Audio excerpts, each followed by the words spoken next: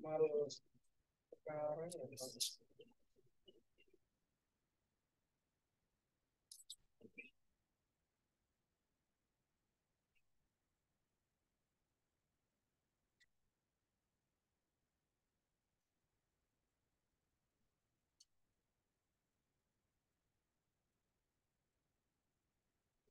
Tahu.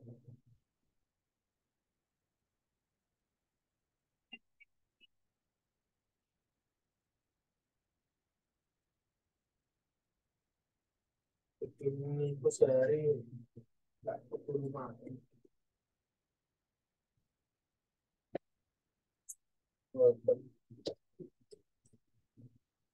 Hah?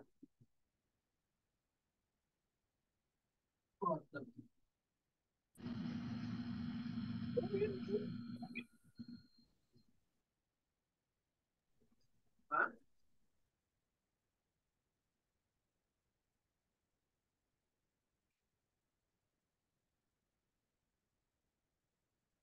Gimana? Paling udah telat.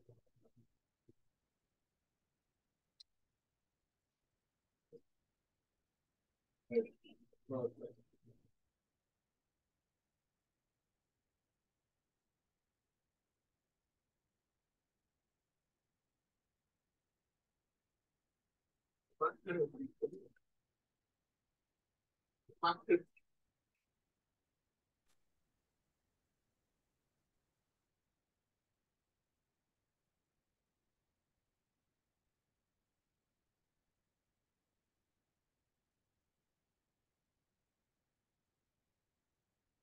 Banget terus itu terus betul-betul kelas itu.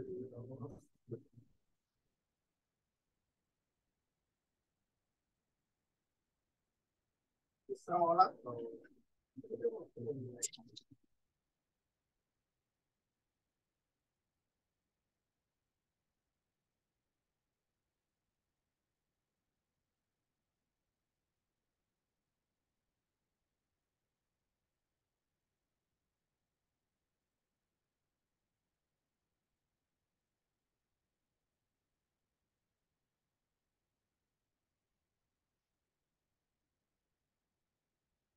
Matinya di sembilan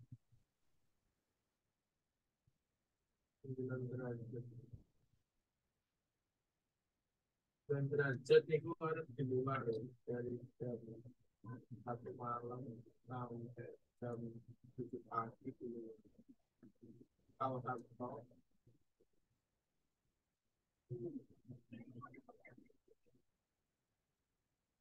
pakai jaket rompi itu.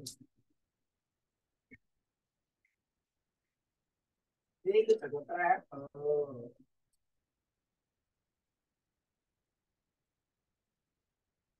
Jaket itu loh, jaket travel.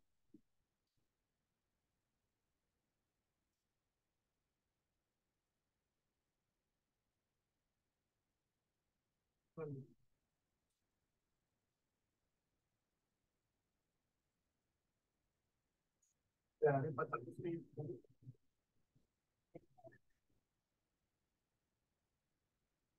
Dan itu harga standar asli. Cuma berhubung tinggal terus kabarnya satu menjadi pilpres sampai tahun yang pernah pengalaman.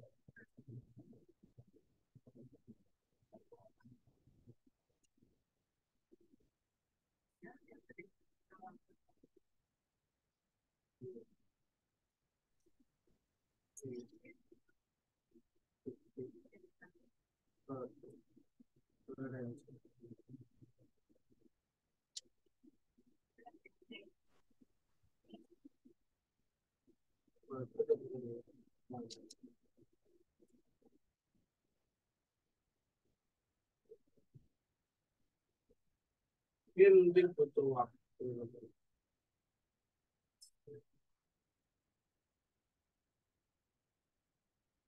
kerja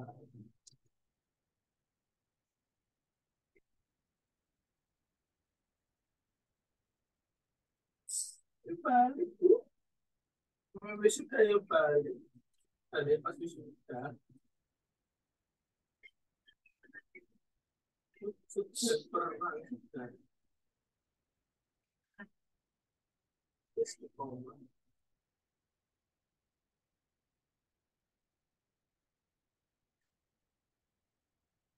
Terus, terus,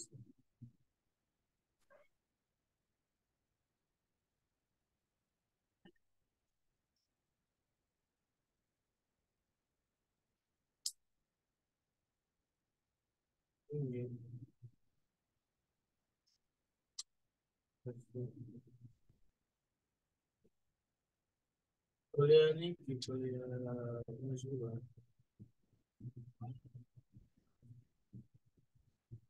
Sudah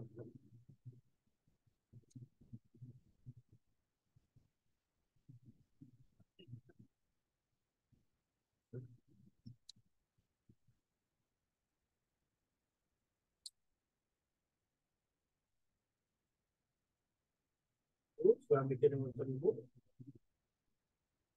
ada checking di handphone, telepon malu.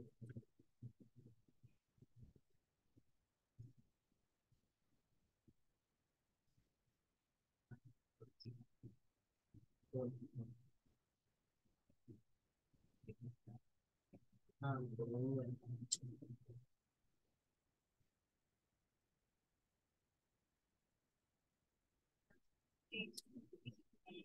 terakhir, tapi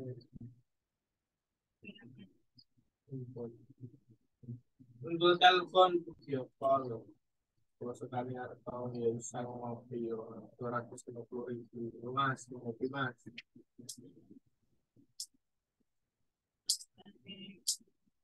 biasa. Yang ini pada berhenti,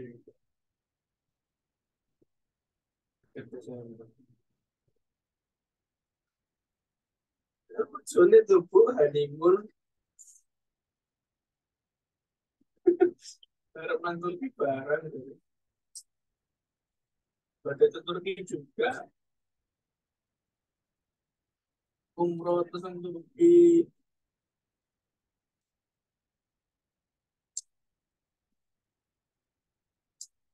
yes, ya, ya, bukan ngerti ini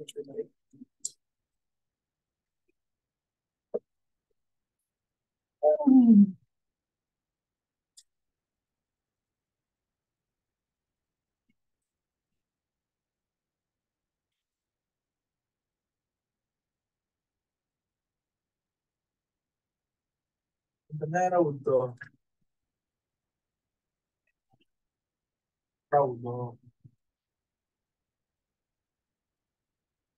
Raudo niku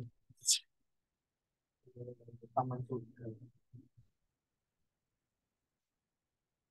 di Madinah itu kan dekat Masjid Madinah, Masjid Nabawi. Di dalam Masjid Nabawi kan makam Rasulullah. Nah, makam Rasulullah itu di situlah tempat Raudo.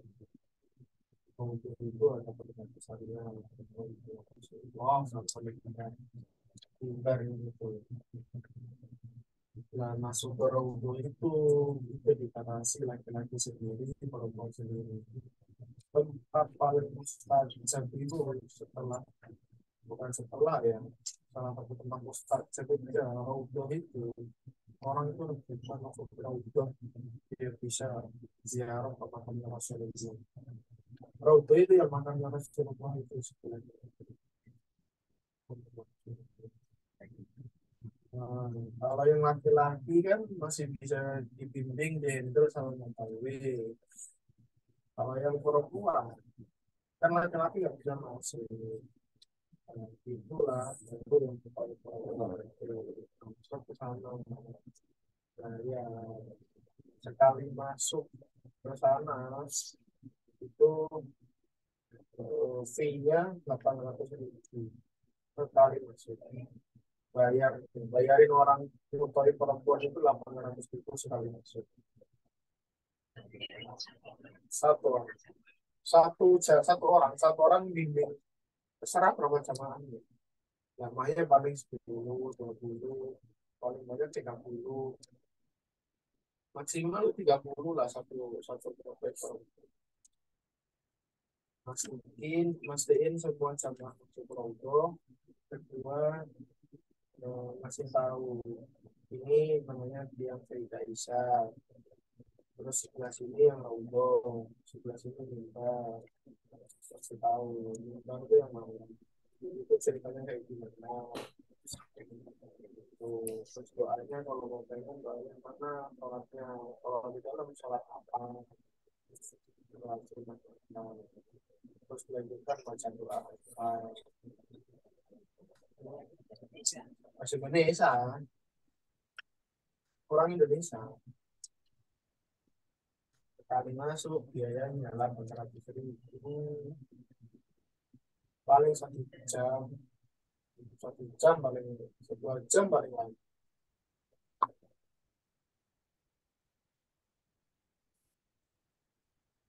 Di Indonesia ya kita mau pembimbing perempuan, pembimbing perempuan program.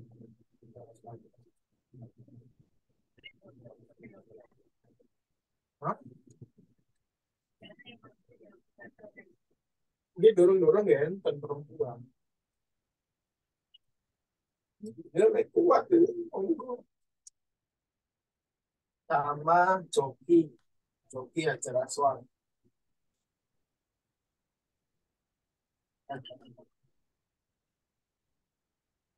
Yo, tekali-tekali tapi yang mau tahu perempuan tahu tuh ya mahasiswa juga ada. Soalnya kan nggak sama. Tapi ada orang sama joki ajar akhlak ya TKW rata-rata.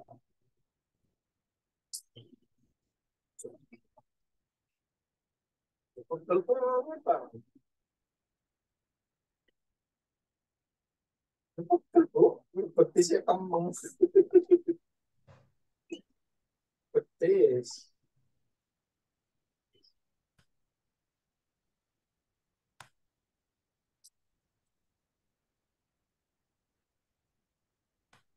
Tapi biar sama aja.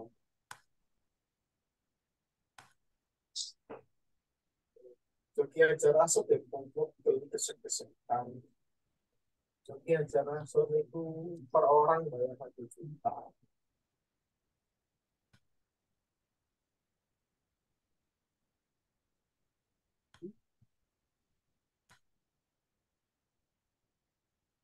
Dia nggak mau Tes, kalau orang halo, assalamualaikum. mau. Assalamualaikum. Itu mau ya. Waalaikumsalam warahmatullahi Orang dia dapat capeknya itu. Assalamualaikum warahmatullahi wabarakatuh. Waalaikumsalam wabarakatuh. warahmatullahi wabarakatuh. Orang Adik-adik mahasiswa sekalian, marilah pertemuan sore hari ini kita buka dengan bacaan umul kitab bersama-sama Al-Hadaniyatikum Al-Fatihah. A'udzubillahi minasyaitonirrajim. Bismillahirrahmanirrahim.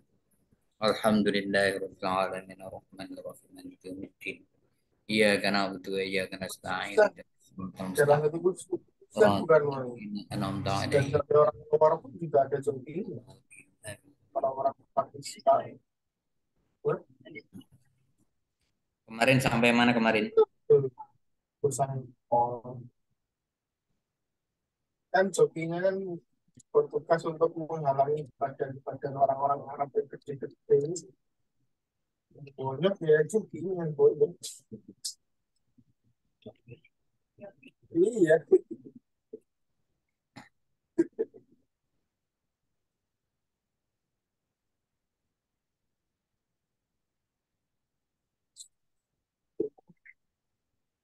gara-gara itu.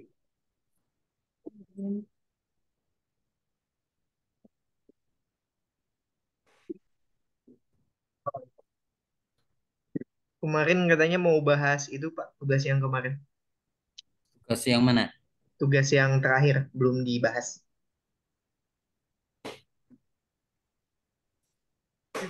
Yang mata kuliahnya kemarin udah selesai belum kemarin?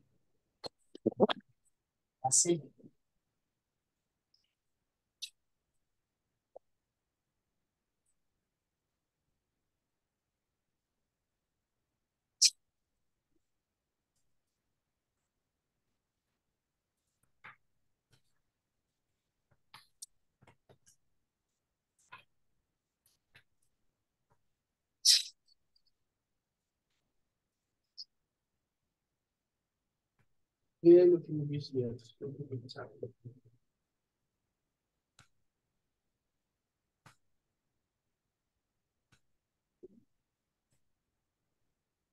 Berarti tentang tugas jawaban itu ya.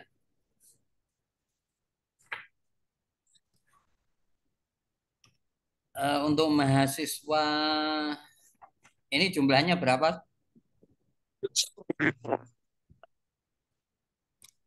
Nah, ini kan ada apa itu yang UTS kemarin itu ada beberapa bahkan hampir hampir separuhnya itu kok nggak ngumpulkan hasil UTS.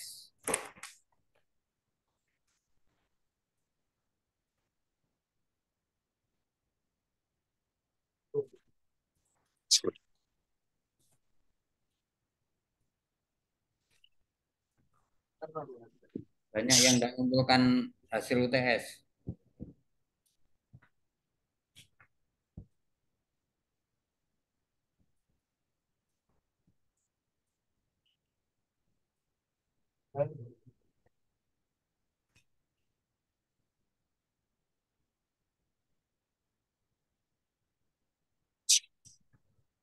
Abdul Aziz ada ndak ini? Belum masuk, Pak. Belum masuk. Ahmad Al Farisi Ada Pak, hadir. untuk UTS-nya belum ngumpulkan. UTS udah Pak. Yang jawabannya kan Pak? Mm-mm. Udah Pak. Kok ndak masuk ya? Nggak masuk Pak. Ini belum ada. Ahmad Farhan juga belum ada. Udah dikirim kemarin tuh Pak. Sudah dikirim ya? Iya Pak. Coba nanti sampaikan ke bagian SIM-nya nanti. Alfiadi Hidayani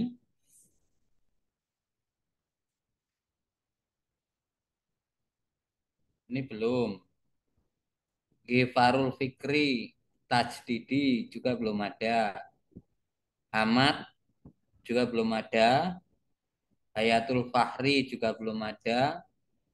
Inarotul Jalalah juga belum ada. Kasman belum ada. Laila Agnia belum ada.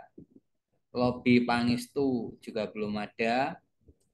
Muhammad Sahrul Ibrahim juga belum ada. Muhammad Rifki Ramadan juga belum ada. Muhammad Arifin juga belum ada. Muhammad Hasan Albana juga belum ada. Muhammad Iqbal juga belum ada. Muhammad Sabikul Umam juga belum ada. Rifki Fajar Tabrani juga belum ada.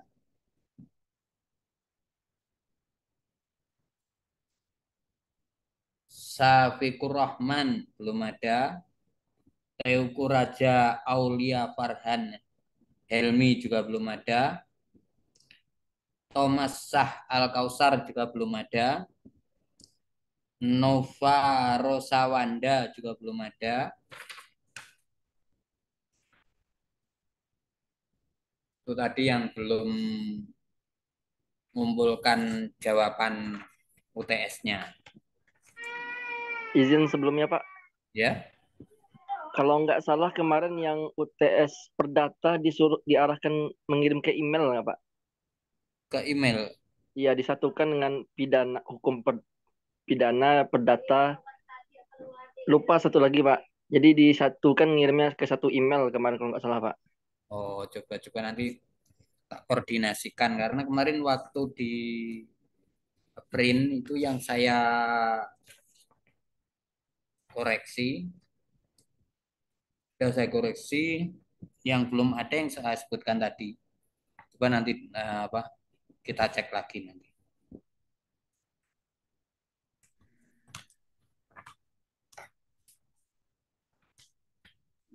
Atau kalau kirim apa juga boleh, Pak?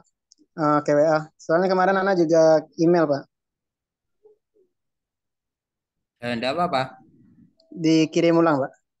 Nanti dikirim ulang, tapi diberi anu ya judul ya dalam Oke, Pak. kirim kirim WA-nya Oke, Pak. hasil apa jawaban UTS gitu. Oke, Pak. Ya, Pak. Makasih, Pak. Ya ya.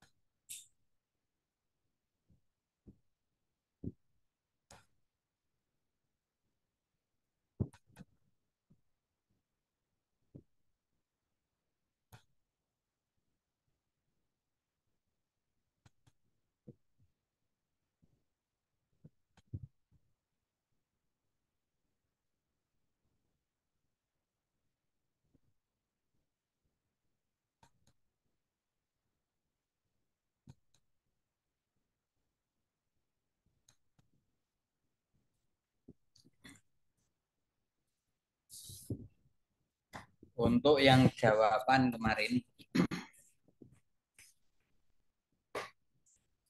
ada yang megang jawaban enggak?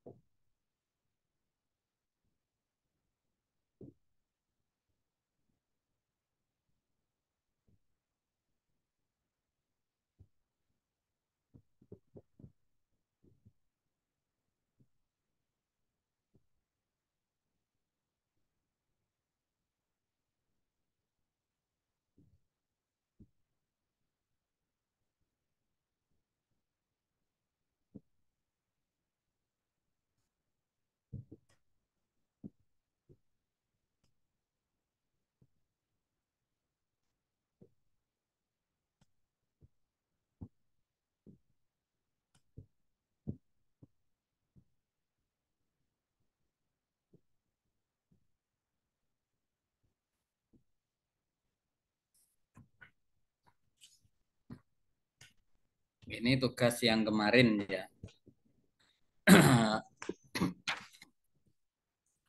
Dulu saat pertama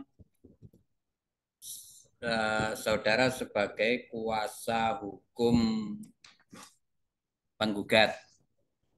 Kalau kuasa hukum penggugat berarti harus mendalilkan, membuktikan, membuat narasi seolah-olah dan harus dikuatkan bahwa apa yang digugat itu benar, apa yang disampaikan oleh penggugat itu benar. Karena ketika saudara sebagai kuasa hukum penggugat itu tidak bisa membuktikan dalil gugatannya, maka dalil gugatan tersebut akan ditolak. Sedangkan untuk jawaban,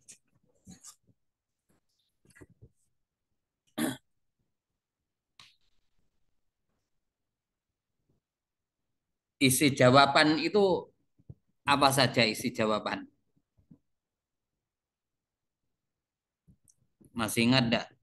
Isi jawaban.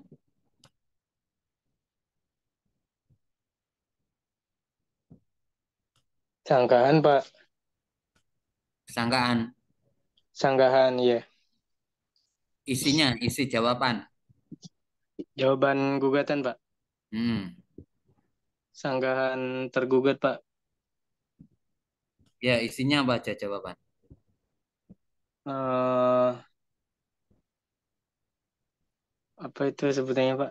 Ini dicatat ya. Nanti bisa masuk dalam UAS. Isi jawaban adalah satu, jawaban yang tidak langsung mengenai pokok perkara. Itu di materi kuliah itu ada. Yang lazim disebut sebagai eksepsi atau tangkisan.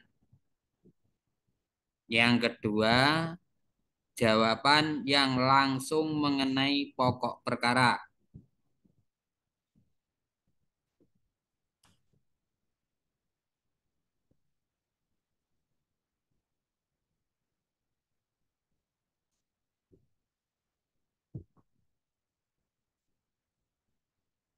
Nah, kalau yang di gugatan kemarin,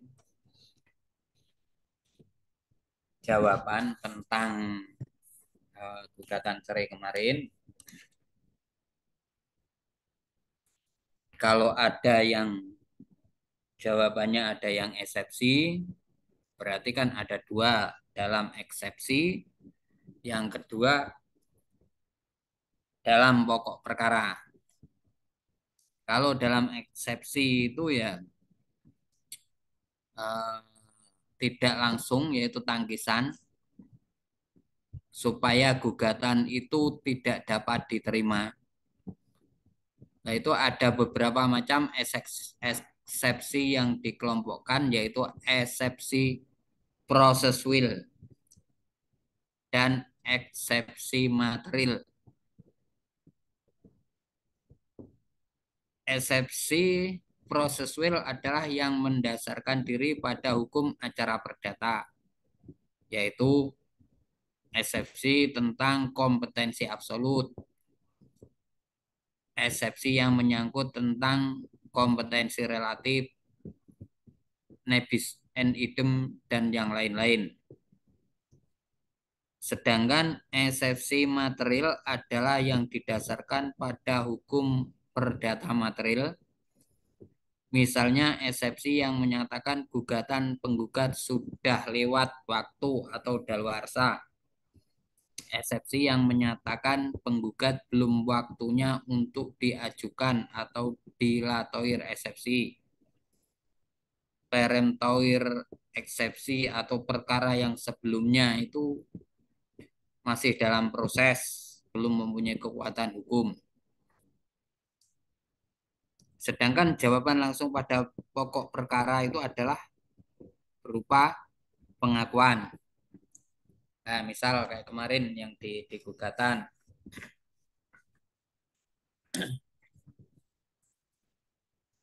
Misal jawaban tergugat dalam perkara nomor kepada yang terhormat Majelis Hakim pemeriksa perkara nomor sekian-sekian Pengadilan Agama Semarang.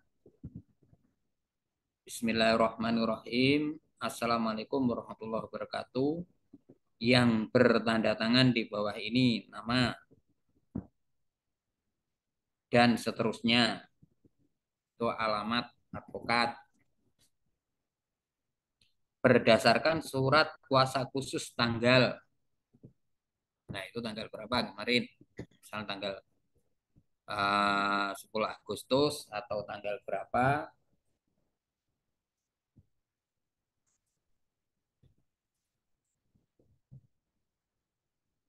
Sah bertindak untuk dan atas nama serta guna mewakili kepentingan hukum jahat sekali.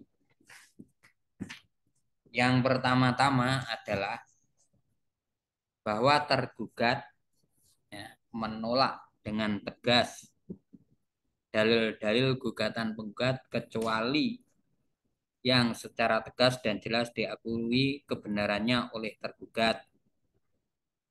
Kalau misalkan posita nomor 2, misal bahwa pernikahan itu benar adanya, ya dijawab benar.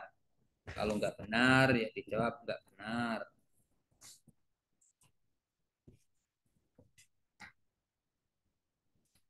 Kemudian, misal yang posita nomor 2, bahwa setelah menikah penggugat dan tergugat hidup rukun, telah melakukan hubungan layaknya suami istri, telah dikaruniai seorang anak laki-laki bernama siapa.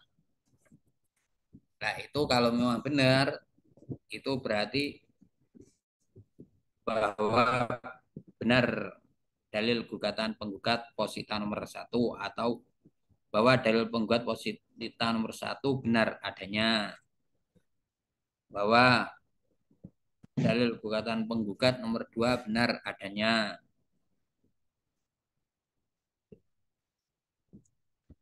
Jadi untuk sebagai kuasa hukum tergugat, itu saudara harus bisa membuktikan bahwa alasan atau dalil gugatan penggugat itu tidak benar. Dan yang harus diperhatikan dalam membuat gugatan, ya, dalam membuat dalil jawaban atau dalam menjawab gugatan, itu harus dijawab poin per poin, ya.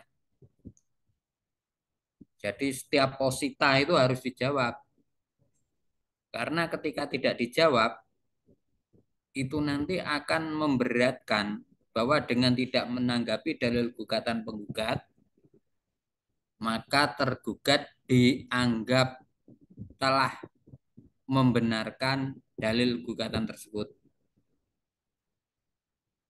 Jadi misal ada dalil yang nomor 4 itu adalah benar, terus kemudian posita nomor 5 itu mirip-mirip tidak dijawab, nah itu sudah dianggap dalil gugatan penggugat benar, karena dengan tidak menanggapi dalil gugatan penggugat maka tergugat dianggap telah mengakui dalil gugatan tersebut. Dan kebanyakan, ya, dalam praktek di lapangan itu advokat itu tidak kurang jeli, tidak teliti dalam membuat jawaban, sehingga hakim akan memutus berdasarkan jurisprudensi Mahkamah Agung. Banyak sekali di situ jurisprudensinya yang menyatakan bahwa dengan tidak menanggapi dalil gugatan penggugat berarti penggugat telah mengakui gugatan penggugat. Ada juga jurisprudensi yang mengatakan bahwa dengan tidak ditanggapi dalil gugatan tersebut oleh tergugat berarti penggugat tidak perlu membuktikan dalil tersebut karena telah diakui oleh tergugat. Itu banyak seperti itu.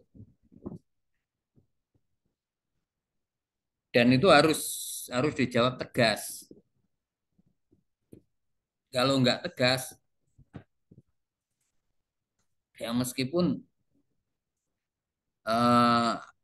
jawaban tergugat itu macam-macam, ada pengakuan. Pengakuan itu mengakui dan membenarkan isi gugatan penggugat. Pengakuan itu dapat meliputi keseluruhan isi gugatan atau hanya terhadap bagian-bagian tertentu di gugatan. Nah, kemudian kalau misalkan dalam membantah dalil gugatan, itu harus disertai dengan alasannya. Misal bahwa dalam gugatan yang pertama permasalahannya untuk apa itu, dalil gugatan jahat sekali, misal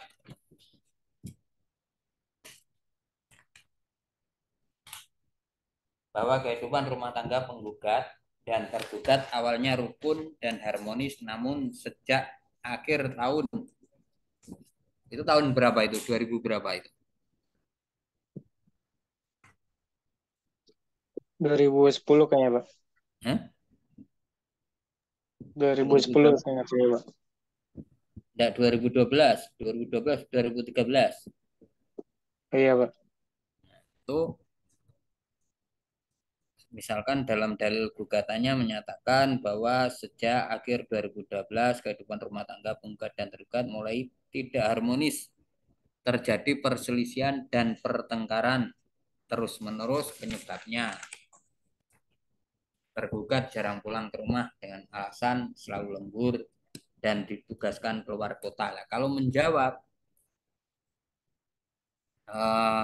jawabannya misal bahwa tidak benar dalil gugatan penggugat posita nomor 4 ini ya misalnya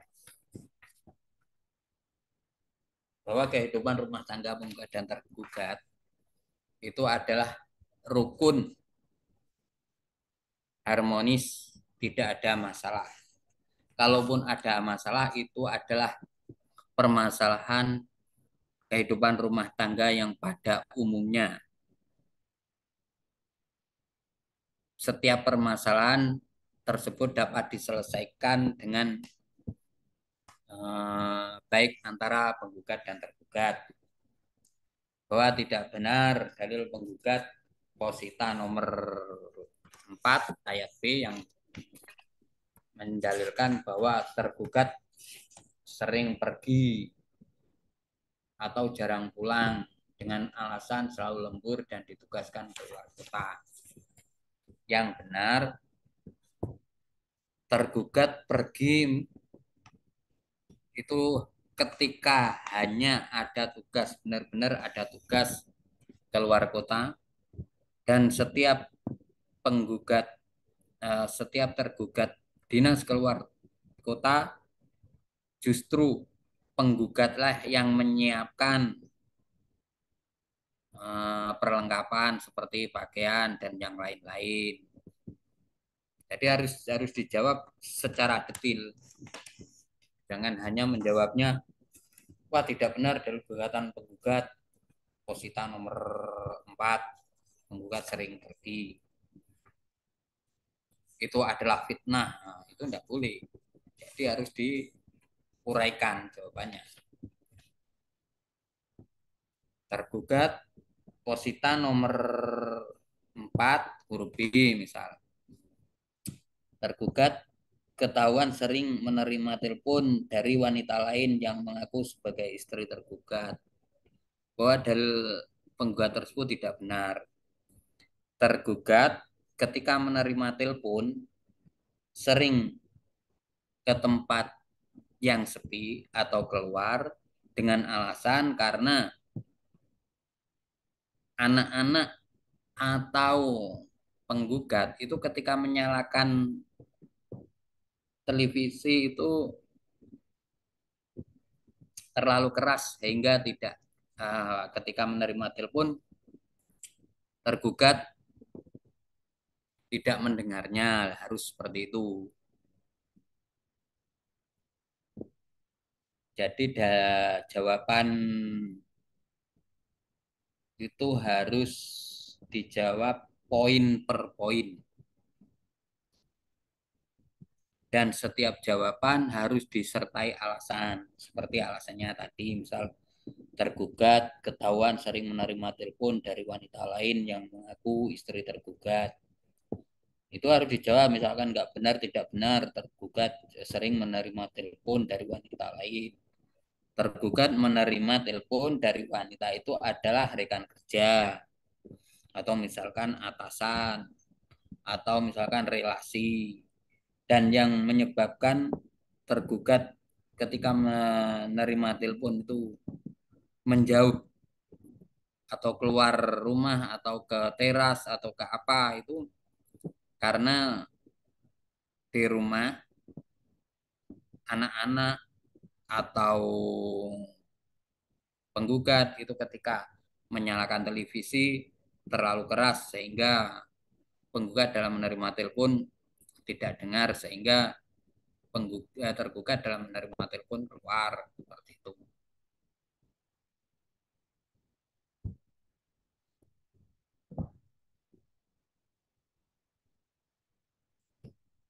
Jadi harus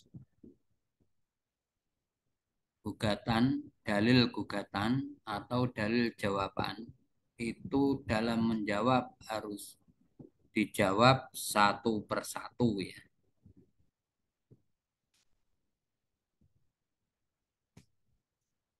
Ada yang tanyakan di sini?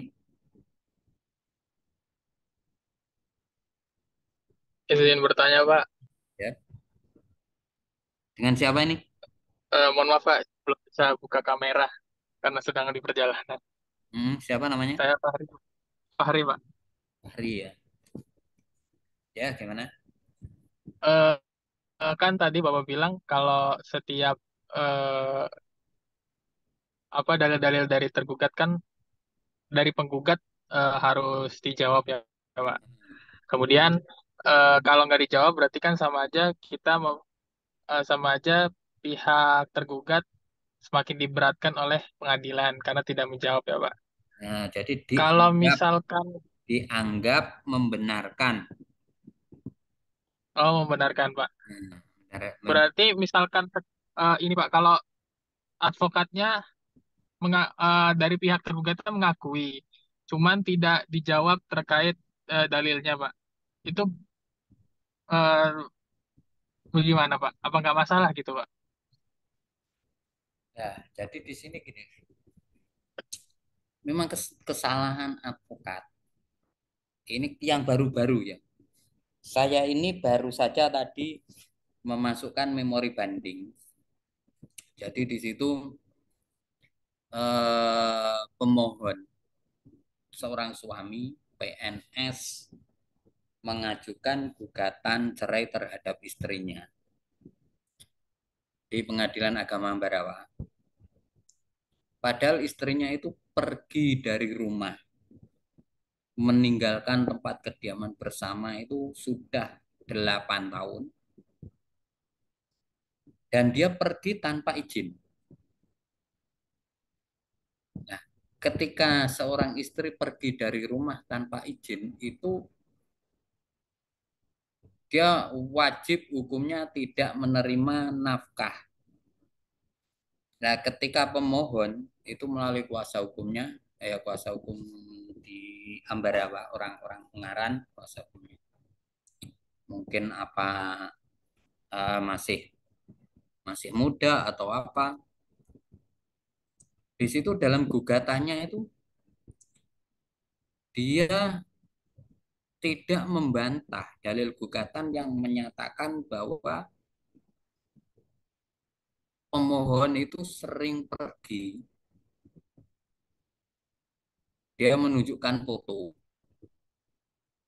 dalilkan bahwa pemohon itu sering pergi dengan wanita lain. Itu tidak dibantah. Dan kemudian pada saat pembuktian, dia menunjukkan foto seorang perempuan. Itu juga tidak dibantah. Akhirnya hakim memutus bahwa apa yang didalilkan oleh tergugat, oleh termohon, karena cerai talak oleh termohon itu benar. Karena tidak dibantah oleh pemohon. Dan akhirnya hakim berpendapat bahwa termohon pergi dari rumah itu adalah bukan semata-mata kesalahan dari termohon, tetapi kesalahan dari pemohon yang sering pergi bersama perempuan lain. Lah di situ akhirnya pemohon sebagai istri itu dianggap tidak nusus, sehingga si termohon atau istrinya itu tadi nuntut nafkah madhiah atau nafkah terhutang. Itu selama 8 tahun itu dikabulkan 86 juta. Terus kemudian nafkah idah dikabulkan. Seharusnya itu kuasa hukumnya membantah. Semua itu dibantah dan membuktikan bahwa memang istrinya pergi dari rumah tanpa izin. Sehingga nafkah madhiah atau nafkah terhutang dan juga nafkah idah itu tidak dibebankan kepada pemohon. Karena di situ Di pasal HIR dan pasal 225 KUH Perdata itu menyebutkan bahwa dengan tidak menanggapi 225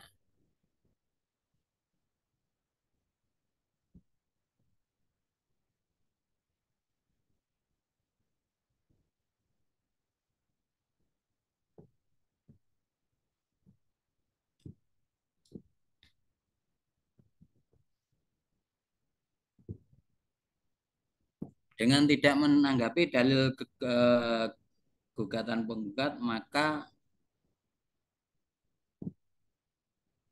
pemohon itu dianggap apa pasalnya, saya buka dulu, saya agak lupa pasal.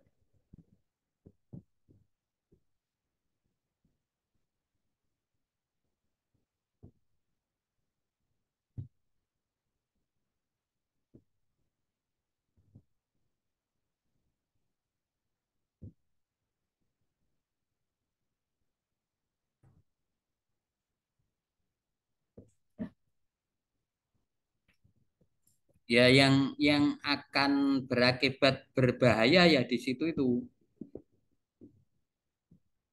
Karena pasal tersebut memberatkan bagi orang yang dikuasakan untuk itu. Artinya apa? Ketika seseorang sudah diberi kuasa, kemudian dalam persidangan itu tergugat, orang yang diberi kuasa itu tidak membantah, maka orang tersebut dianggap telah mengakui. Akhirnya apa? Dari peristiwa tersebut, nafkah idah, mut'ah, nafkah terhutang yang harus ditanggung oleh pemohon, itu jumlahnya sekitar 135. Itu mau ngajukan cerai harus memberi nafkah idah, mut'ah, nafkah terhutang terhadap istrinya sejumlah itu. Kemudian yang kedua tentang mobil. Gugatan rekonvensi istrinya itu mendalilkan dalam perkawinannya punya 2 mobil. Istrinya mendalilkan 2 mobil itu merek Toyota Soluna tahun 2000 dan 2002. Padahal mobil yang dipunyai itu adalah Toyota Corolla dan Toyota Corona. Itu tahun pembuatannya 1981 sama 1993. Dan ketika dijual itu harganya 2 mobil itu hanya 50. Tapi dalam gugatan istrinya itu harga kedua mobil itu 100 juta. Dan pada saat pemeriksaan setempat, itu yang aneh itu lawyernya suruh menyembunyikan mobil, tidak ada bantahan, tidak ada apa itu eksepsi bahwa mobil yang digugat itu ciri-cirinya tidak itu. Akhirnya ketika hakim datang ke rumahnya melakukan pemeriksaan setempat, ditanya mobilnya mana dijual, ya akhirnya itu yang dikabulkan adalah mobil yang sejumlah 100 juta, penjualan mobil 2 mobil dengan nilai 100 juta itu masuk harta gono gini sehingga harus dibagi. Jadi di situ ya. Makanya dalam membuat jawaban itu harus dijawab detail dan disertai alasan. Kalau enggak itu nanti akan merugikan tergugat kalau misalkan kita sebagai advokat akan merugikan klien dan pasti klien akan marah. Ada yang tanyakan lagi? Sudah paham belum dengan jawaban tadi? Paham, Pak. Izin bertanya, Pak. Ya. Oh, dalam surat jawaban dari tergugat itu kan sebenarnya sangat terbuka luas peluang bagi tergugat untuk berdalih atau memberi alasan yang menyanggah apa yang digugatkan oleh si penggugat tadi, Pak. Ya. Pertanyaannya, padahal sebelumnya si tergugat ini di rumahnya sudah mengakui perbuatannya kepada si penggugat. Tetapi ketika sudah masuk dalam persidangan, diajukan kepada pengadilan surat proses pengadilan, dari surat jawabannya mereka menyanggah itu Pak, apa yang telah diakui sebelumnya. Pertanyaannya bagaimana sikap jaksa atau kuasa hukum dari si penggugat Pak, dan bagaimana sikap hakim dan jaksa kuasa hukum dari si penggugat. Jadi gini ya, saya klarifikasi dulu ya. Kalau perkara perdata itu tidak ada jaksa ya. Yang ada kalau misalkan penggugatnya pakai kuasa hukum, tergugatnya pakai kuasa hukum, dan hakim. Yang ada 3 pihak itu. Ya memang proses di pengadilan yang sebenarnya seperti tadi. Misalkan di rumah kedua belah pihak itu sudah mengakui, misal tergugat mengakui, ya saya hilaf. Itu biasa. Karena tujuannya dia minta maaf supaya rumah tangganya rukun. Tapi kadang hal yang seperti itu justru akan membuat pihak yang merasa dikhianati akan semakin sakit hati. Dia akan semakin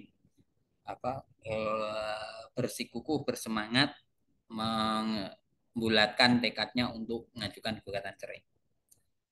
Dan nanti ketika di persidangan akan berubah 180 derajat, dia akan membantah, dan itu pasti. Nah, lalu sikap apa yang dilakukan oleh para pihak atau oleh hakim. Nah, di situ kan di persidangan itu kan ada asas siapa yang mendalilkan dialah yang membuktikan. Siapa yang membantah maka dia juga harus membuktikan dalil bantahannya itu. Nah, di situ nanti akan diuji keterangan mana yang benar. Jawaban gugatan penggugat yang benar atau jawaban tergugat yang benar di situ. Karena harus didukung dengan bukti. Kalau misalkan penggugat bisa membuktikan gugatannya dengan bukti, misalkan bukti saksi atau bukti-bukti yang lain, maka yang dikabulkan, yang diambil oleh hakim adalah gugatan penggugat. Kalau misalkan yang bisa membuktikan itu adalah tergugat, maka hakim akan mengambil pendapat atau mengambil jawaban tergugat bahwa gugatan penggugat tidaklah benar, tidak bisa dibuktikan. Jadi seperti itu. Makanya kan dalam persidangan, khususnya perdata, itu ada asas siapa yang mendalilkan maka dialah yang membuktikan. Nah, kalau penggugat mendalilkan sesuatu maka penggugat harus membuktikan dalilnya sesuatu itu. Kalau tergugat membantah dan mendalilkan sesuatu bahwa itu tidak benar, maka tergugat juga harus membuktikan dalilnya dia, alasannya dia. Nah, nanti hakim akan menilai mana yang dalil siapa atau bantahan siapa yang didukung dengan bukti. Ada yang tanyakan lagi?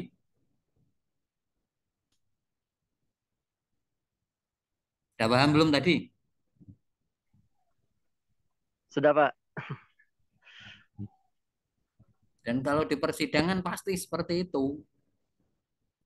Waktu di rumah diakui, tapi ketika di persidangan nanti akan dibantah dan pasti itu. Bagaimana kalau yang penggugat dia cuma punya bukti ada rekaman audio pengakuan dari si tergugat ketika waktu di rumah, Pak. Kemudian seberapa kuat bukti itu di persidangan nanti, Pak? Bukti audio dia mengakui gitu, Pak. Ya, jadi di Indonesia itu ya, hukum acara perdata khususnya persidangan-persidangan perdata itu belum bukti-bukti audio itu tidak dapat dijadikan sebagai bukti. Yang dijadikan sebagai bukti yang kita sebutkan itu saksi, bukti tertulis. Bukti tertulis itu ada akta, bukan akta. Akta itu ada dua, akta otentik dan akta di bawah tangan. Jadi kalau audio itu tidak bisa dijadikan bukti.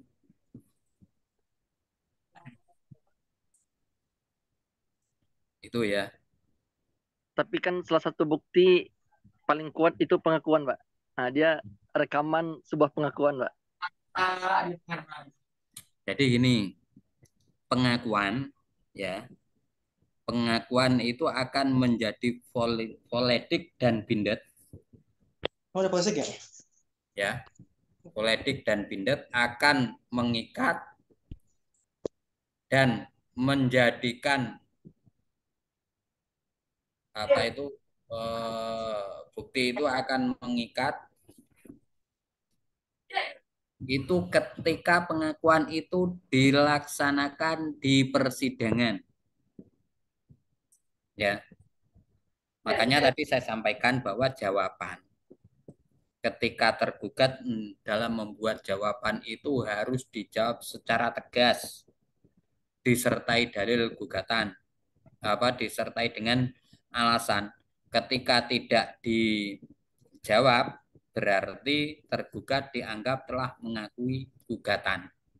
Nah, pengakuan yang dianggap benar yang bisa menjadi alat bukti itu adalah pengakuan di persidangan. Kalau pengakuan di luar sidang, bahkan pengakuan di dalam mediasi, ya pada saat mediasi itu nggak akan dianggap sebagai pengakuan, apalagi hanya pengakuan rekaman voice di luar persidangan itu enggak ada apa-apanya. Seperti itu. Saya tanyakan lagi.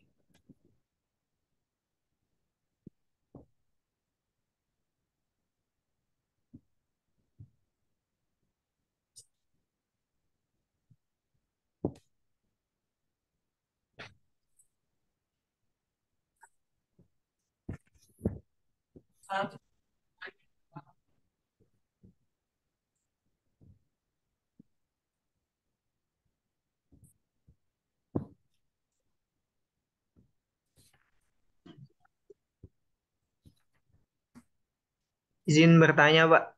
Ya. Semisal kalau Ini siapa ini? Anwar, Pak, Anwar Jalani, Pak. Anwar Jalan, ya ya. Gimana? Semisal kalau misalkan di kasus gugat cerai seperti ini, Pak, eh, penggugat itu dengan semua buktinya itu bisa dikatakan sudah terbukti gitu, Pak.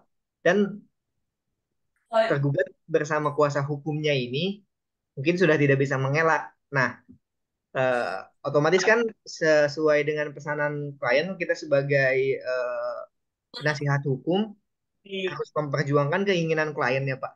Tapi kalau misalkan sudah mentok posisinya seperti itu, ini itu bagaimana, Pak? Jadi gini ya, kalau dalam perkara misalkan seperti tadi gugatan perceraian, misalkan sama-sama penggugat menggunakan kuasa hukum, terus tergugat juga menggunakan kuasa hukum, terus kemudian di persidangan penggugat bisa membuktikan dalil-dalil gugatannya. Terus setelah itu akhirnya kan terjadi perceraian gitu toh. Iya, Pak, betul, Pak. Sedangkan Nah, kan terus tergugat tidak mau itu terjadi. kemudian tergugat itu tidak mau terjadi. Sebelumnya itu sebenarnya kalau kuasa hukum pengacara itu sudah bisa meraba ini nanti putusannya akan seperti apa. Itu sudah tahu.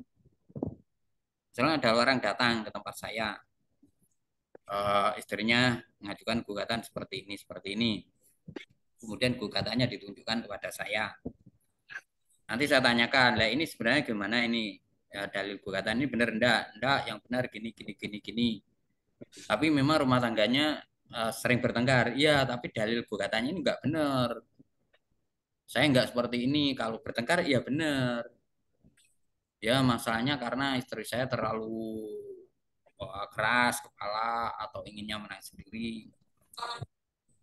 Karena sebagai seorang advokat dalam menganalisis suatu permasalahan ketika gugatan itu didasarkan pada ketidakharmonisan itu nanti sudah akan terbukti.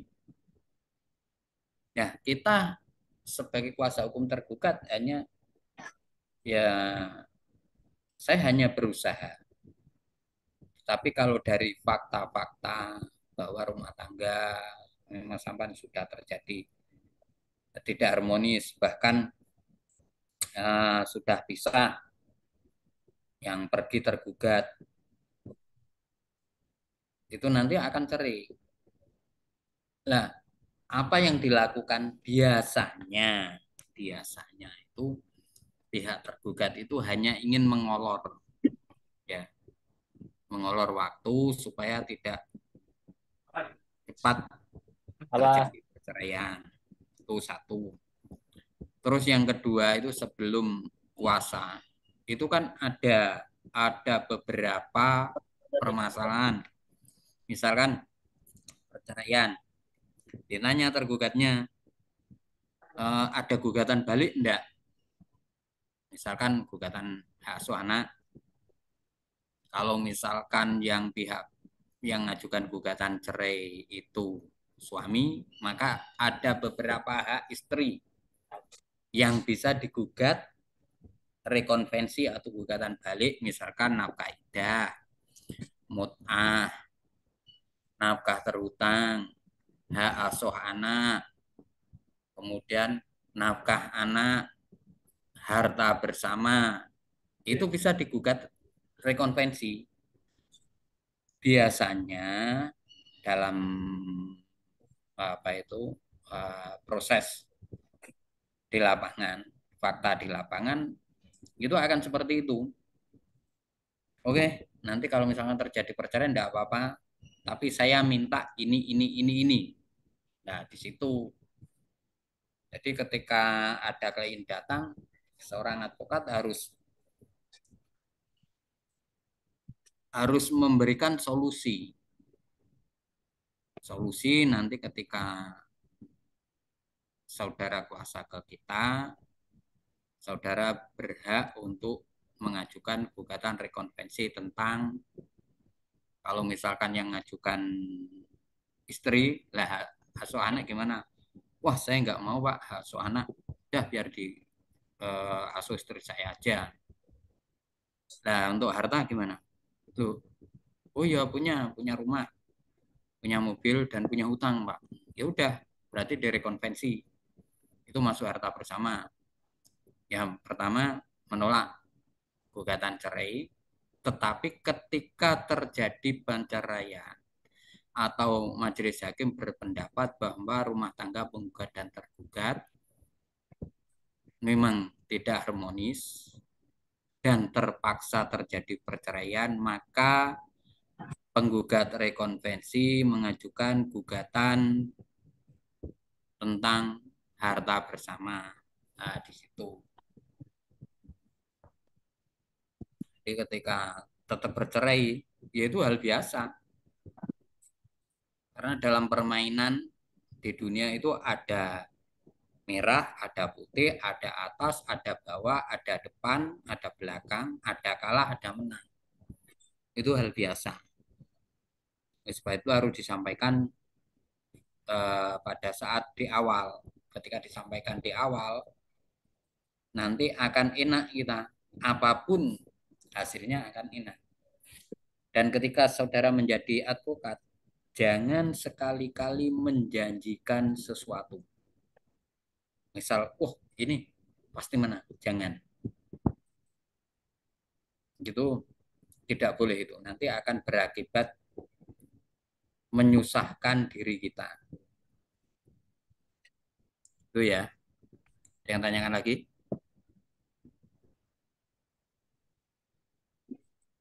Cukup, Pak. Terima kasih, Pak. Ya, sama-sama.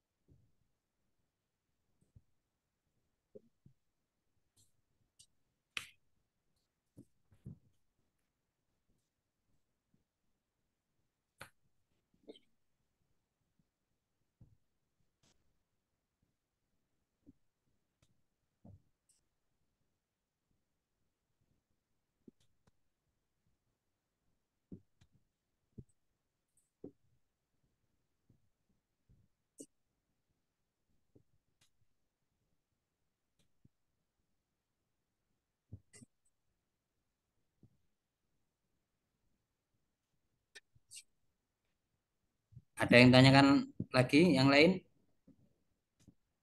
Ceweknya kok nggak ada yang tanya?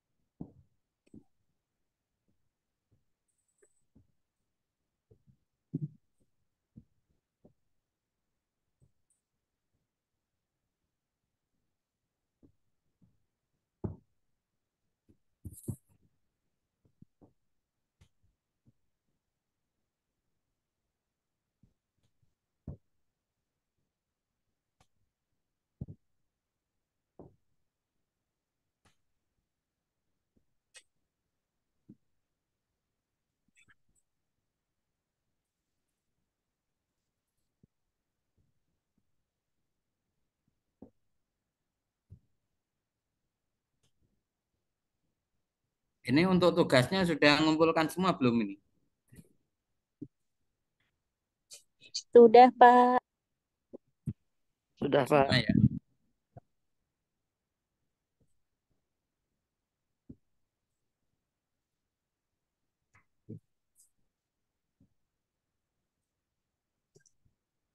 Ada yang ditanyakan lagi terkait dengan jawaban. Jawaban itu sebenarnya isi jawaban itu bermacam-macam ya. Satu eksepsi si jawaban, yaitu jawaban tidak pada pokok perkara. Kemudian yang kedua, jawaban pada pokok perkara, yaitu bantahan-bantahan tadi. Yang ketiga, itu gugatan rekonvensi itu masuk dalam jawaban. Karena ketika jawaban rekonvensi itu tidak diajukan pada jawaban, maka gugatan tersebut tidak akan diterima. Ya, misal tadi ada yang banyak dalil gugatan penggugat itu sudah benar, terus terbukti dengan bukti-bukti. Terus lalu langkah dari pihak kita sebagai kuasa hukum tergugat itu apa? Yaitu tadi, dalam membuat jawaban ada 3 eksepsi. Misalkan ada cacat dalam gugatan, itu diesepsi. Karena ketika gugatan itu diesepsi dan eksepsi kita dikabulkan, maka gugatannya tidak akan diterima. Terus ada yang namanya gugatan rekonvensi. Gugatan rekonvensi itu ketika ada suatu permasalahan, misal terjadi perceraian dalam pernikahan, itu ada harta bersama. Jadi satu perkara, 2 permasalahan selesai, daripada gugatan cerai, kemudian sebagai tergugat tetap bersikukuh tidak mau bercerai, tidak ada gugatan rekonvensi, nanti masih ada satu permasalahan, yaitu mengenai harta bersama. Karena dalam undang-undang itu gugatan mengenai gugatan cerai, hak asuh anak, dan gugatan harta bersama itu dapat diajukan bersama-sama atau diajukan setelah terjadinya perceraian.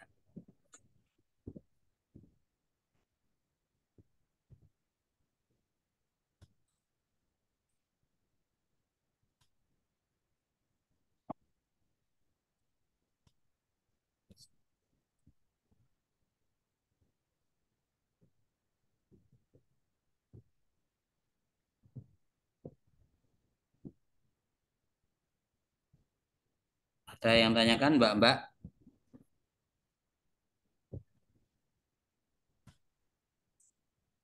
Itu yang belum mengumpulkan tugas sama jawaban UTS-nya belum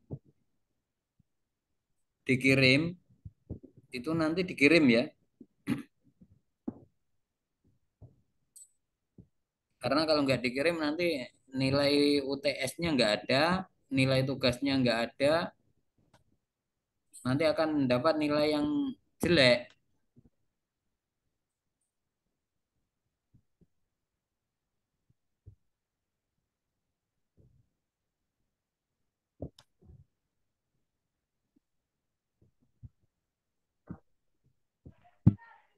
Nanti dikirim lewat WA aja ya, Pak. Ke WA enggak apa-apa. Oke. Ini yang masuk 23 ya. Untuk absennya gimana untuk absen? Absen sudah ada Pak tadi. Ini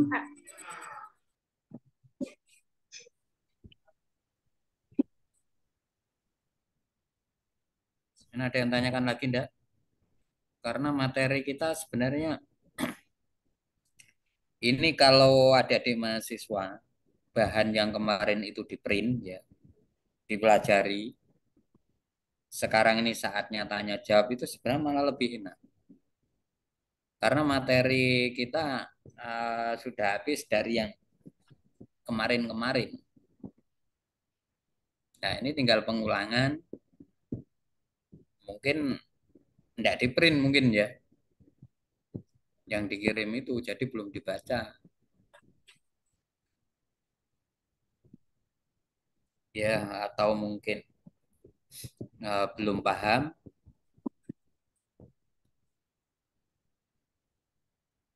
Ini yang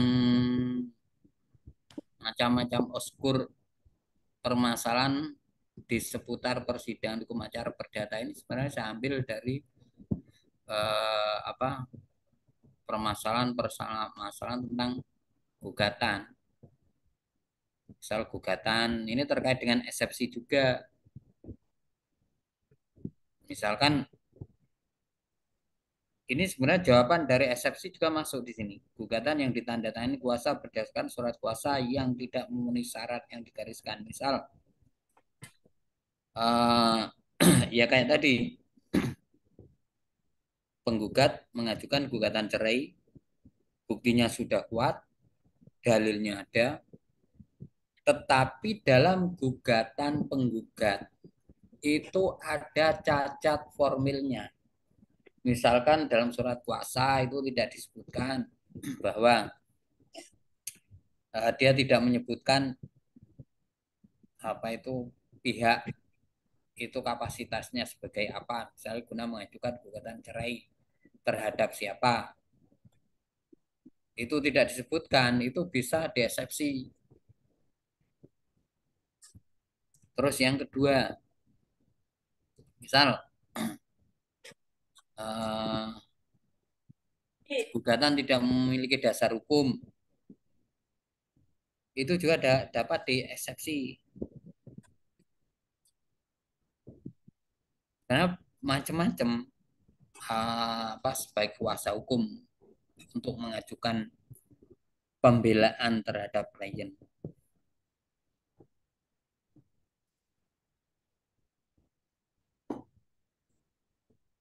Ada yang tanya lagi?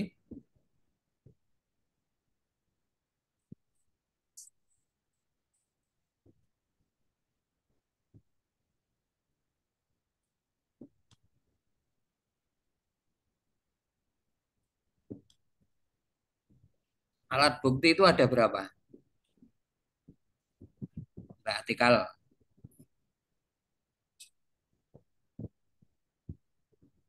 Atau yang lain?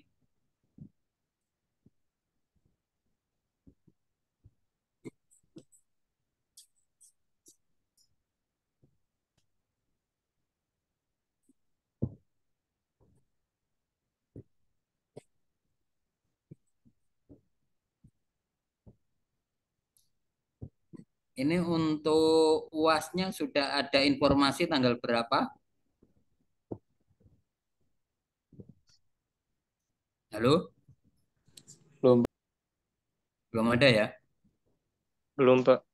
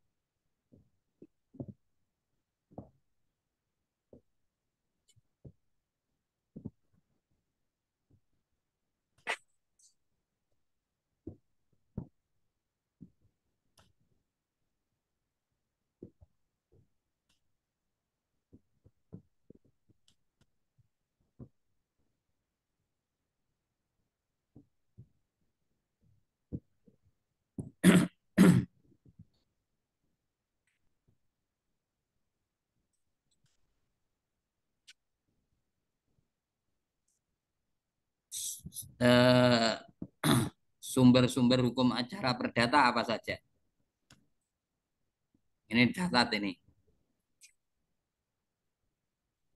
Sumber-sumber hukum acara perdata.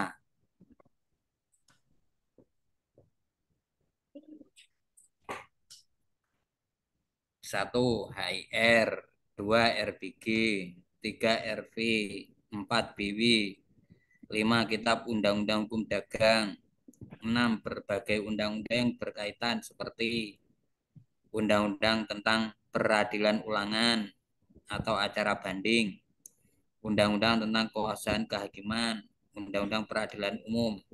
Ini nanti sama-sama seperti kisi-kisi ya.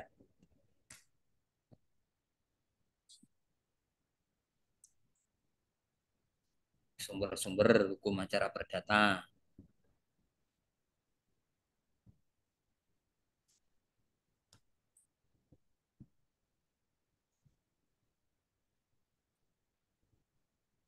Kemudian surat kuasa yang memenuhi syarat formil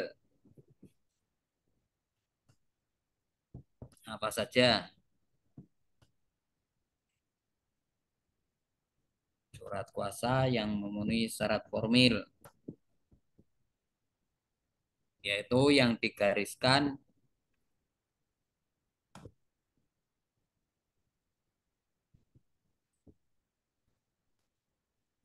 dalam pasal 123 HIR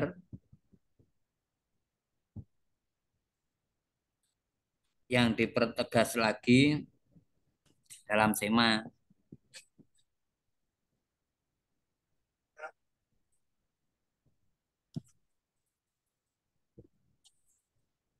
SEMA nomor 6 tahun 1904. Nanti kalau sebutkan syarat surat kuasa yang memenuhi syarat formil. Satu, menyebutkan dengan jelas dan spesifik surat kuasa khusus untuk berperan di pengadilan. B, menyebutkan kompetensi relatif. C, menyebut identitas dan kedudukan para pihak. D, menyebutkan secara ringkas dan konkret pokok dan objek sengketa yang diperkarakan.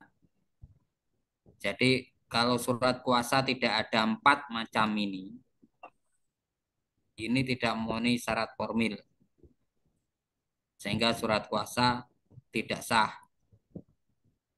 Karena dalam dalam SEMA nomor 6 tahun 1994 itu syarat di atas ini bersifat kumulatif.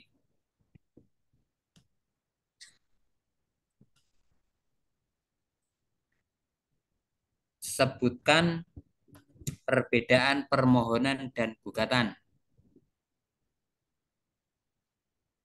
Nah, itu nanti dipelajari perbedaan permohonan dan gugatan. Satu, kalau permohonan itu pihaknya hanya sebagai pemohon. Kalau gugatan itu ada penggugat dan tergugat. Bentuk putusannya kalau permohonan itu penetapan deklaratoir, sedangkan untuk gugatan kondemnatoir menghukum. Untuk permohonan itu upaya hukum yang dapat dilakukan adalah langsung kasasi, tidak boleh banding. Tetapi kalau dalam hal gugatan dapat dilakukan banding dan kemudian kasasi. Kalau dalam permohonan, putusan hanya mengikat pada pemohon. Sedangkan untuk gugatan mengikat bagi penggugat dan tergugat. Tuh nanti dipelajari ya. Izin Pak, layarnya Nggak Bapak kelihatan. buka, nggak ini Pak, nggak kelihatan Pak. Masih di file materi kuliah Pak. Iya, ini di materi kuliah. Oh, ini Ini Bapak nggak klik sesuatu nih Pak, hukum acara perdata. Cuman nggak kebuka mungkin atau gitu.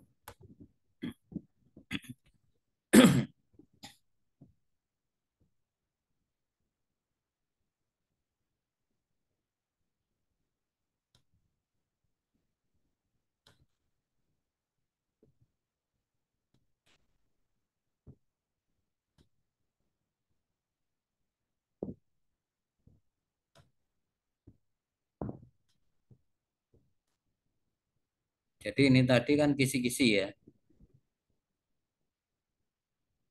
Pertemuan kita kan sudah 6 kali ini ya.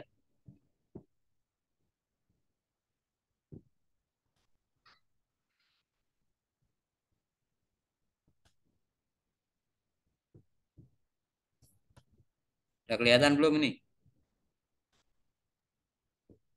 Belum, Pak. Belum.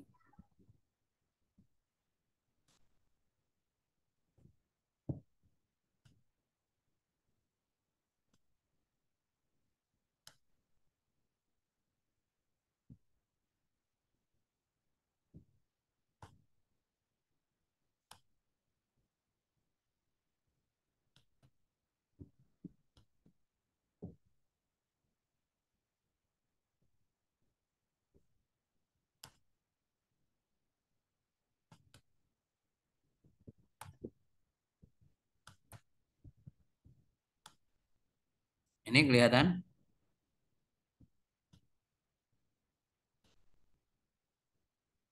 Belum juga, Pak. Belum juga, Pak. Nggak masuk-masuk. Untuk yang materi kuliah kemarin di print enggak? Enggak ngeprint ya? Gimana, Pak? Enggak ngeprint. Materi kuliah yang dikirim. Enggak di print. Kalau saya jadiin satu, Pak. Belum saya Enggak, print sih, Pak. enggak di print. Belum mungkin, Pak. Kalau diminta untuk di print, mungkin di print, Pak. Enggak, jadi kan gini. Saya kira kemarin kan setiap dikirimkan materi kuliah itu di print. Karena ketika tidak di print, biasanya itu membaca akan pusing. Tapi ketika di print, itu akan dengan mudah. Misalkan yang penting-penting dilingkari. Insya Allah nilainya akan bagus-bagus nanti.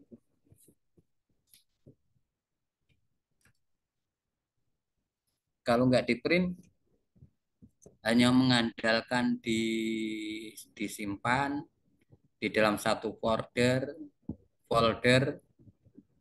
itu saya yakin nanti tidak akan pernah dibuka. Mungkin dibuka pada saat apa yang penting-penting saja. Ketika di print, kenapa saya dalam menyampaikan bahan kuliah itu per part itu dengan harapan dalam ngeprintnya itu tidak terlalu banyak. Kalau terlalu langsung dari bab 1 sampai bab 10 itu di print kan agak berat. Wah, banyak. Tetapi kalau misalkan 2 bab atau 1 bab, terus kemudian dibaca, terus pas ketika sudah di print, pada saat kisi-kisi seperti ini, tinggal beri tanda. Oh ini, ini. Jadi untuk dipahami mudah.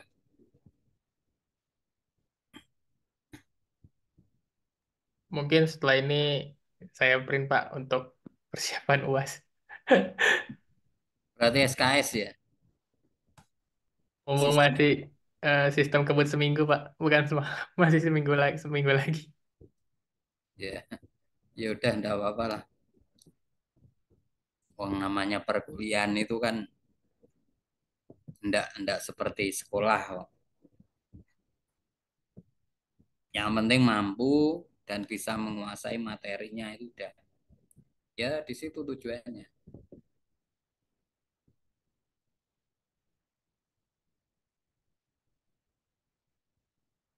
Tadi kisi-kisinya apa aja, Pak? Mungkin bisa diulang. Surat kuasa yang memenuhi syarat formil. Sebutkan surat kuasa yang memenuhi syarat formil. Kedua, sebutkan sumber hukum acara perdata. Sebutkan alat bukti dalam persidangan perdata.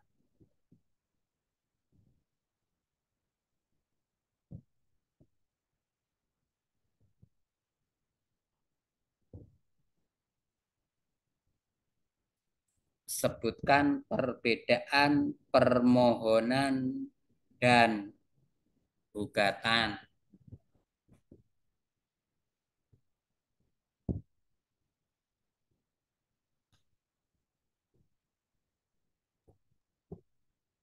Berarti ini menyebutkan perbedaan dari surat permohonan sama gugatan dijelasin gitu ya, Pak? Ya, perbedaan gugatan dan permohonan itu apa? Soal permohonan itu pihaknya hanya satu, yaitu pemohon. Sedangkan dalam gugatan ada penggugat dan tergugat.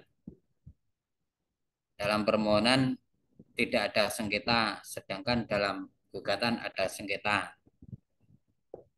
Terus putusan, bentuk putusan permohonan itu penetapan, sedangkan dalam gugatan kondemnatoir atau menghukum. Kalau dalam permohonan deklaratoir atau penetapan.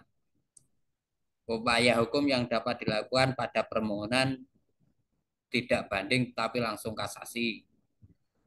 Sedangkan dalam gugatan banding terus kemudian kasasi.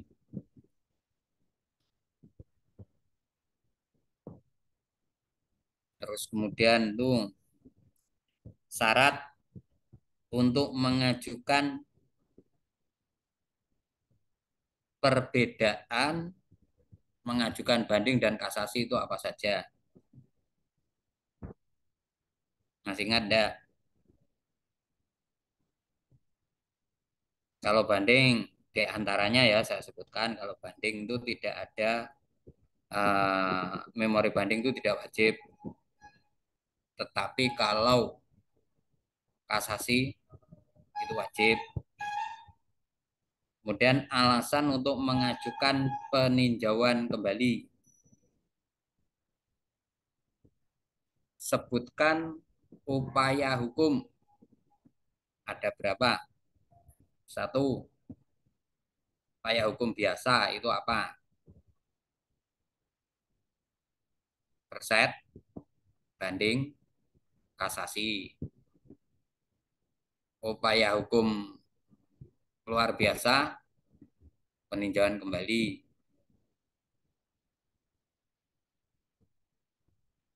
Di antaranya itu. Izin Pak, tadi alasan mengajukan apa Pak? Peninjauan kembali. Masih ingat enggak?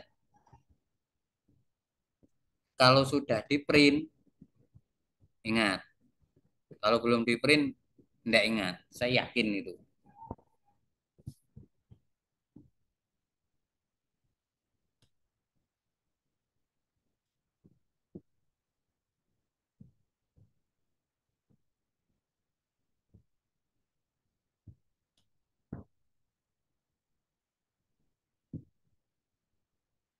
Ya, ini kayak ini. Kelihatan enggak ini? Belum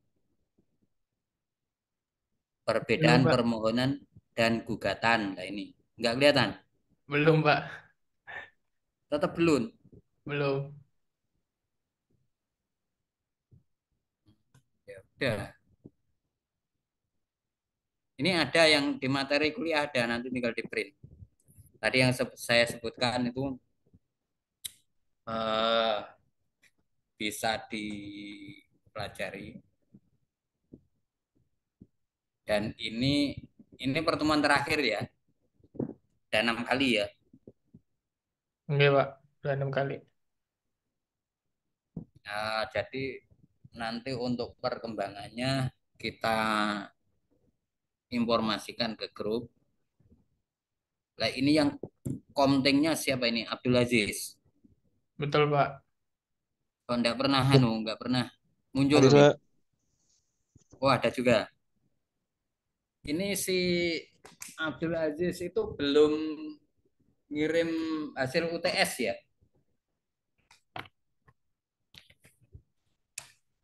Yang mana, Pak? Ini sudah ya, Pak?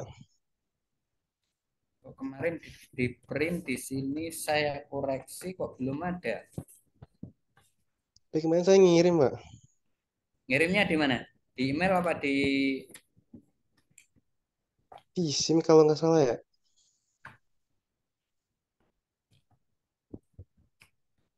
ya juga nanti tak koordinasi lagi pihak dengan pihak fakultas dengan pihak program studi.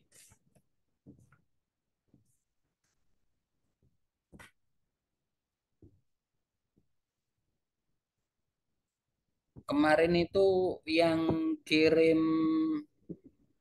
melalui WA cewek karena kirim ke email tidak bisa masuk itu siapa itu? Masih ingat enggak?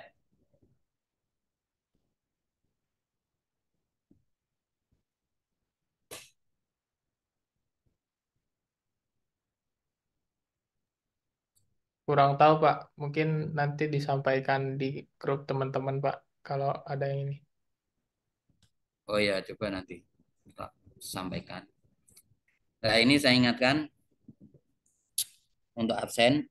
Yang kedua, yang belum mengumpulkan tugas, baik itu tugas yang pertama, jawaban, maupun apa itu gugatan, itu segera dikirim ya. Dikumpulkan tugasnya, segera ngirim tugasnya, karena itu nanti terkait dengan penilaian. Karena penilaian juga masuk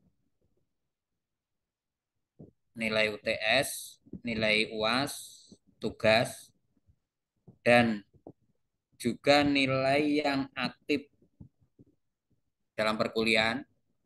Itu ada nilainya. Ini pertemuan kita sudah 6 kali. Dan alhamdulillah materi kita sebenarnya sudah habis dari dulu-dulu. Dari pertemuan yang keempat itu sudah habis. Tapi dalam 2 pertemuan ini kita bahas beberapa hal permasalahan yang ada dalam hukum acara perdata dan pembahasan tentang tugas. Jadi sebelumnya apabila saya dalam menyampaikan materi kuliah ini banyak kekurangan, saya pribadi mohon maaf yang sebesar-besarnya, dan semoga apa yang telah kita pelajari bersama itu menjadi ilmu yang bermanfaat, ilmu kita semakin bertambah sehingga bermanfaat bagi kita semua. Amin. Allahumma amin. Dari saya sekali lagi, apabila ada kekurangan, kesalahan, saya mohon maaf yang besar-besarnya. Marilah pertemuan pada sore hari ini kita tutup dengan bacaan hamdalah bersama-sama. Alhamdulillah.